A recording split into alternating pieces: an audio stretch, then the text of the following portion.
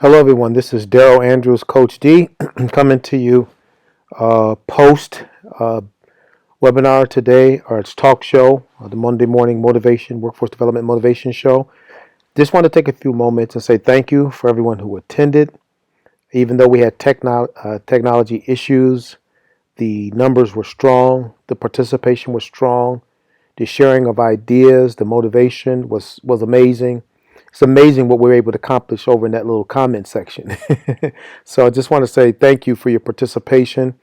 I just want to say a special thank you to Pamela Madden Crawl, who's the executive director of Creative Work Solutions and New Mexico Works, who was our guest today. You talk about amazing leadership. Imagine the fact that she had to really be in a position where she had to take over the webinar, the show, because I was having technology issues on my end, which would not allow me to come on live. And she stepped in, she delivered. There's a link that you have connected to this email here. If you take a look at it, you can catch some of her comments, which were extraordinary. So I just want to say thank you to Pamela. You are truly an amazing leader. You stepped up to the plate and delivered. This is not something you do every day, but you did it like a pro. You shared some valuable information, and I just want to say thank you. Thank you so much.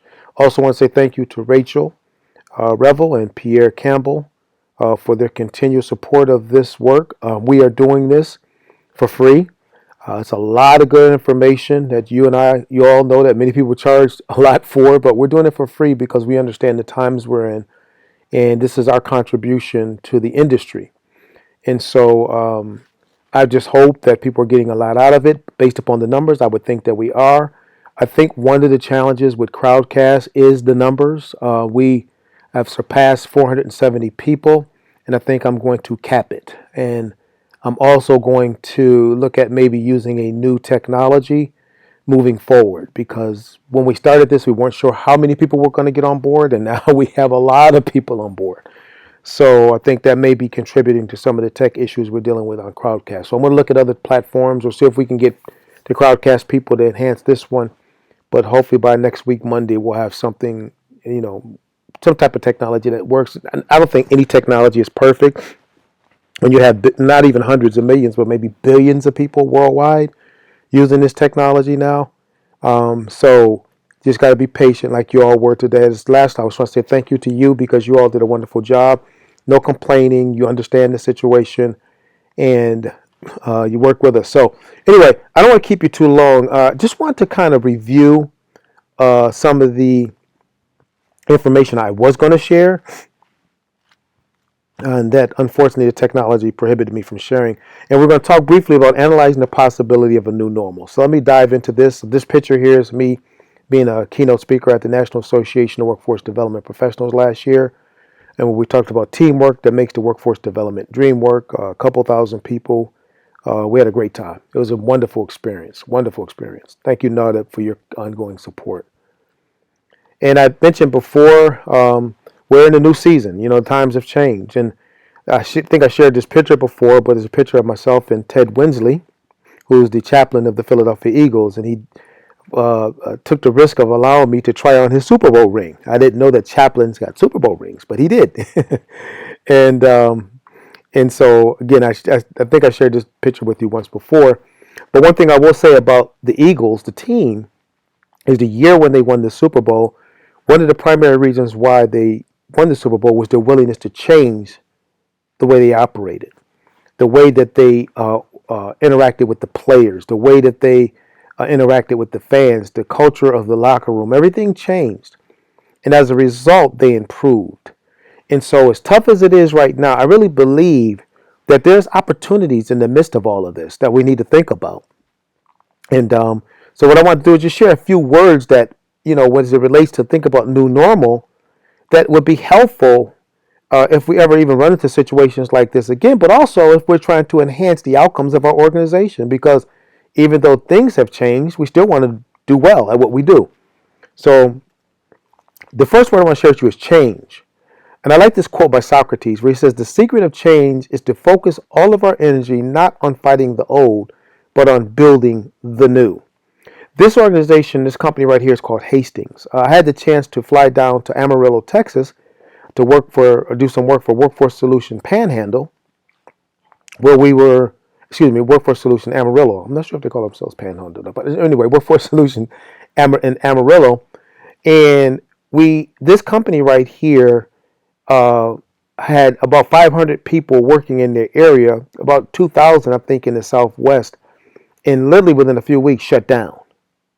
Literally shut their doors. And they flew me down to come talk to managers and employees on in a category of many of you know of called rapid response, to talk about job search techniques, LinkedIn, all these different things, because these people were going to be without a job in a week. And I put this picture up here because, one thing that this organization did not do, and I'm not trying to say anything negative about them, but I heard they were a wonderful, entertainment store and bookstore, is they didn't change.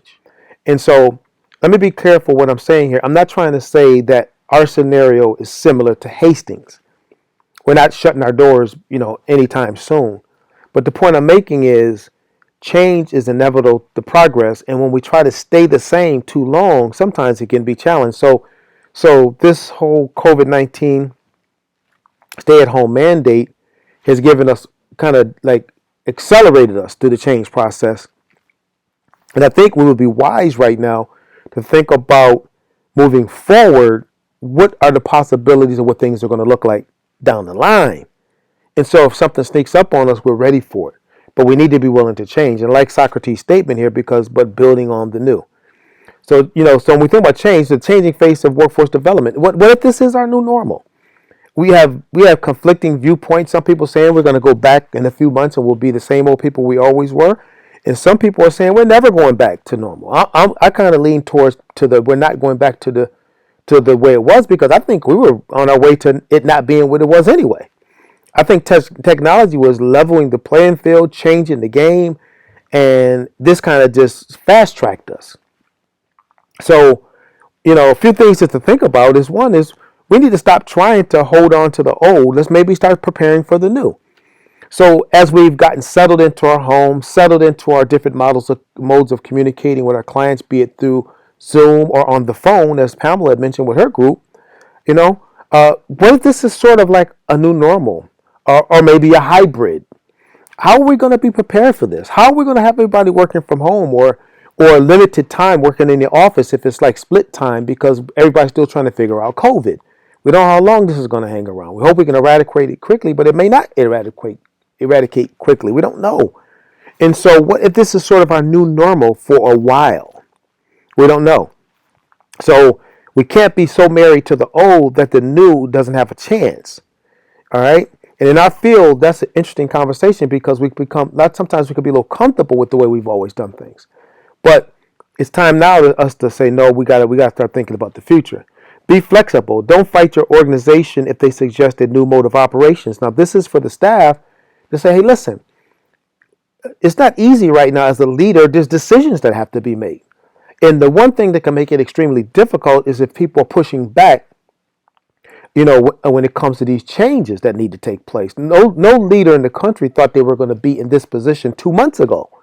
And now, so everybody's trying to figure it out. So what I'm saying to the staff is just be patient and work with your leadership. You may not fully agree with some things, but realize they're trying to put things together the right way so this can work for everyone. You, the clients, the communities, the stakeholders. I mean, all types of people involved in our field. Okay. A few thoughts. All right, the second word is being proactive. This is a powerful statement. I'm, again, not going to keep you long. Just got there's a couple more thoughts here. And that is the strength of leadership personally and organizationally, okay, is not how we handle the good times, but how we respond during the challenging ones. If there's something we need to do from a proactive perspective, is say to ourselves that if this type of thing ever happens again, I'm going to be somewhat ready for it. And I'm going to be ready, and this is for my leaders, I'm going to be ready for my response to it. Because when people are following people, they're looking at leadership and they're asking to say, how's the leader handling this? And I'll tell you something, I'm not trying to sound negative or funny, but some of the people I've worked with in my work, they responded fearfully. They pulled back on everything. They pulled back on contractors like me. They pulled back on all these different things and almost like scrambled. Instead of saying, hey, listen, calm down. What can we do? If the people, especially if you didn't lose funding, I say, if the people were a great resource for you offline, maybe they could be great resource for you online. Why now are we just saying no more of this? And so what I'm trying to say is that our leadership response should be somewhat business as usual, but then something mixed with innovation. We're not going to throw away the baby with the bathwater. We're going to look at what are we doing now? How do we enhance that, or maybe shift the way that we do it? But most importantly, our response to traumatic situations, because that's when how leadership is really defined, is how we respond to these situations. Do we run from it? Do we fight, or do we flight? You fight or flight syndrome. Do we fight or we flight? I would say fighting is probably the best thing to do. Figure it out. Active, like we got the summer program coming up. My goodness, are we ready for that? What happens if we have millions of kids now at home instead of going to summer employment? How do we, as a workforce group, workforce organization development, handle that? Because many of these kids are, going to need something. Can we give them something virtually? Can companies hire them virtually to do work? Virtual customer service. I mean, these are just things we got to start thinking about, not in June, but now. So I just wanted to mention this as well. One thing that we really start pushing forward a lot is that these whole ideas of think tanks, analyzing what's coming up for the summer or what's coming up with the fall, and we're brainstorming how do you prepare for that, and then also brainstorming like staff motivation, professional development, the need for it. We can't stop professional development. We got to keep doing this stuff. I'm not just saying it because this is my profession, but we can't just throw people out there and say forget them. You can't do that. So how do we help? How can we do it? Well, we help by doing stuff like that. We do professional development. We do think tanks. We do motivational coaching and interviewing. We do leadership development. We do job readiness training for clients and job readiness motivation. We owe out of school youth, dislocated. We do a lot of things, but the big thing we're doing now is just for helping to facilitate these think tanks.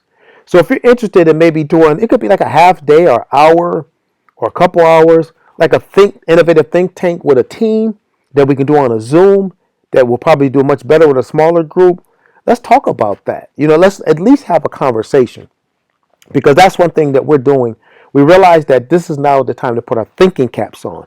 And that's is what my company has been doing for the last 18 years. We've always been innovative. We do the motivation, but we've always been about innovation. A lot of you listen to this know that. We've worked with you, and we've helped you build out systems and things like that. So if your organization is interested in it, give us a call. This is my direct number, the 302-559-4092. All right, 302-559-4092. Or email at info@coachdspeaks.com. Give us a call to at least have what we call a strategy meeting to discuss the idea. Or if you know of another organization that could benefit, let them know. All right. Now we're giving all this, everything we're doing on the show away for free, but we are a business and we're open for business. And so, our strength comes from helping our customers. And so just like everyone, like on the teams out here that listen to the show, you get up and go to work. We get up and go to work too. And our go to work is this stuff right here, motivation, brainstorming. We do client programs, all these different things. So that's the fuel of our organization. So if we could be of help, please, we're here. This pandemic has shifted everything for everyone. So, everything we have to do is virtual, but we're still here. So anyway, that's it for now. If you can be of help, let's schedule a strategy call. But most importantly, be proactive and be willing to change, because this very well may be our new normal. And the worst thing we can do is think that it's going to go back to where it was, and it never happens. So thank you again, Pamela. We look forward to next week. We'll get this technology thing worked out.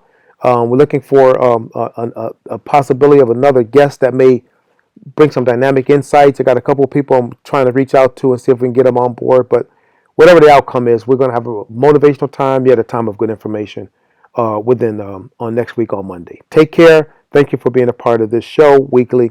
Best wishes to you and your teams. Bye now.